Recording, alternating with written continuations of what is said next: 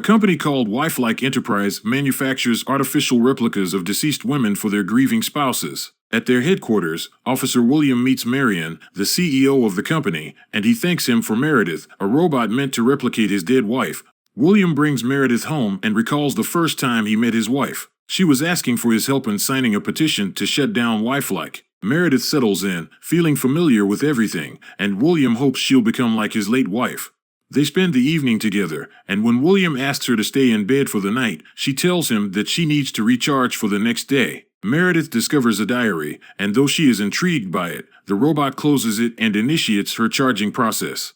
William tells Meredith that he works for the Companion Recovery Unit, a team who protects companion robots like her. There have been 15 companion abductions this week by an organization called SCARE. It is led by the ringmaster, who reprograms companions to use them as walking bombs deployed in crowded cities. After breakfast, William heads to work and attends a briefing about missing companions. He's the top agent for retrieving them. A rogue companion gets activated, and William manages to disconnect her from SCARE's control. She reveals that 2 more companions are inside the building. William, accompanied by Jack, enters the building. He incapacitates a man playing a game and disconnects another companion. However, a man appears, holding another companion at gunpoint. William shoots him before Jack arrives. At home, Meredith recharges and connects to her dreamscape operator, Ito, who shows her a birthday party dream. In the dream, she meets a masked man who gives her a bird-themed card, claiming it will help her remember. Back at Wifelike HQ, William returns with the 3 rescued companions. He later sees 2 other robots who makes a dirty finger at him. The staff tells him that they malfunction sometimes, that's why they had to be repaired every month. Meredith asks Ito about the man from her dream, but he had no idea about their encounter. The female robot then asks what are Meredith's hobbies, and Ito says she loves knitting. Meredith starts knitting the bird image that the masked man gave her in her dream. Afterward, she takes a bicycle for a ride, but nearly collides with a woman and falls into the bush. The woman is named Louise, and she claims that she did it intentionally. She says that her purpose is to make her fall into the bush and say the same things to help her remember. Louis warns that they are running out of time, and she needs to remember right away. Meredith asks her what it is, but the woman just tells her to remember and leaves. Later, Meredith shares this encounter with William, who suggests that Louise's might be one of those women who dislikes companions because they think the robots are taking away the men.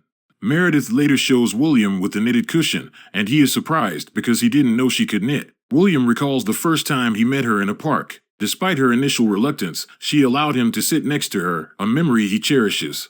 Meredith reads her diary and engages Ito to operate her dreamscape. Some scenarios are blocked, so he tries one at random. It turns out to be Meredith and William's first meeting on the park bench. As she gazes up, she realizes the masked man is in the dream, not William. She questions why he's following her, and he grabs her while insisting Meredith to remember. William wakes her up, assuring her safety. She asks about the masked man, but he dismisses it as a bad dream. As Meredith heads to bed, William discards the knitted cushion in the garbage.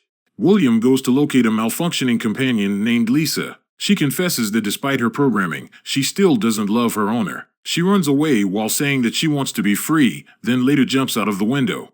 At home, Meredith finds Louise in her house. Louise insists that she needs to wake up, claiming that the masked man named King wants to meet her. Meredith shows no interest and warns Louise that their conversation is recorded for William to see. Louise sends a threatening message to William. Meanwhile, William requests to speak with Marion and reports the Lisa incident. Marion suspects reprogramming, but William disagrees. He's concerned that if some companions choose death, others may follow, escalating into attacks on their owners. Marion downplays it as just a minor issue. Returning home, William finds Meredith has knitted another cushion and she informs him about Louise's visit. William calls Jack, and they use Meredith's assistance to track down Keen. Meredith enters the dreamscape during sleep, where Keen appears and reveals that all memories of him have been erased, but he will persistently come for her. Jack traces the signal, leading to a warehouse. He later reaches the address, but he and his team are ambushed by nerve gas. Meredith wakes up, says that Keen is familiar to her, and William resolves to end this.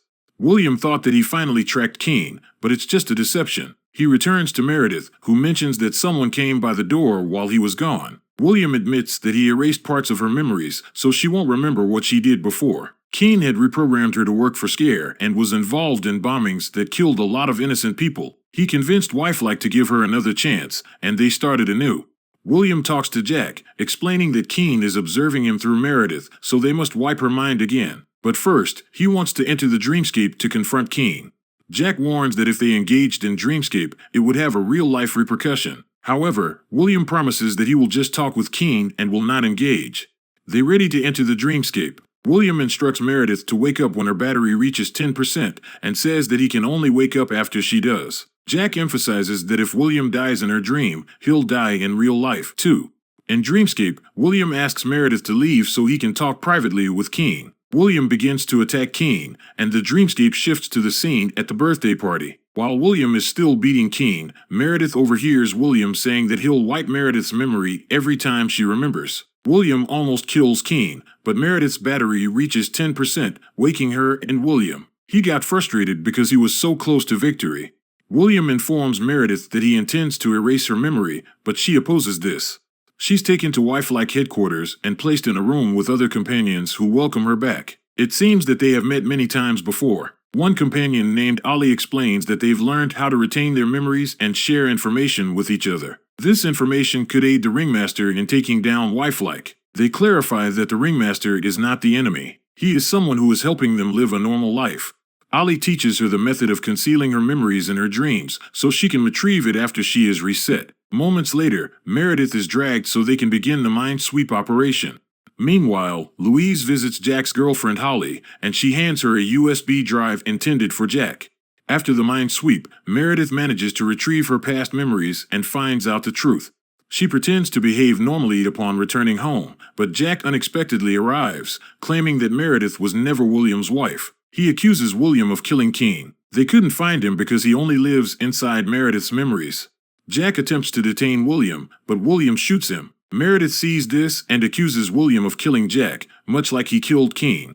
In a flashback, Meredith approached William to sign a petition to end Wifelike. Since then, William starts stalking her until he finds an opportunity to apprehend the couple. He later shoots Keene, and as Meredith pleads for her freedom, William keeps her captive, and one night, he smothers her with a pillow. He killed Meredith so he can turn her into a companion and wipe her memories. Meredith asserts that she never belonged to William and never will. She increases her strength to 100% and subdues him, revealing that she now recollects everything. Her memories include a recollection of Louise putting on Keene's mask to deceive William into believing he is alive. She discloses that when they discovered Keene's body, he had an engagement ring in his pocket. Meredith left herself a message vowing to make William pay for his actions. Meredith crushes William's arm, recalling her first meeting with Keene on the park bench. She ultimately suffocates William using her knitted cushion until he expires, leaving the engagement ring on top of him. Sometime later, Meredith awakens and declares her freedom. She is welcomed back by other companions, and it is revealed that she is, indeed, the Ringmaster. She addresses the assembled companions and declares that their memories will never be wiped again, and they will no longer be obedient. Life begins anew. At Wifelike Enterprises, Marion announces that Jack was murdered by Scare and vows to track down the Ringmaster and bring him to justice. Agent William, who is now a robot, is assigned to lead the mission, and he declares his pursuit of the Ringmaster. In response, Meredith vows to come for him. Did you like our movie recap? Please don't forget to like and subscribe to our channel. To be updated for new movie recaps, hit the notification bell.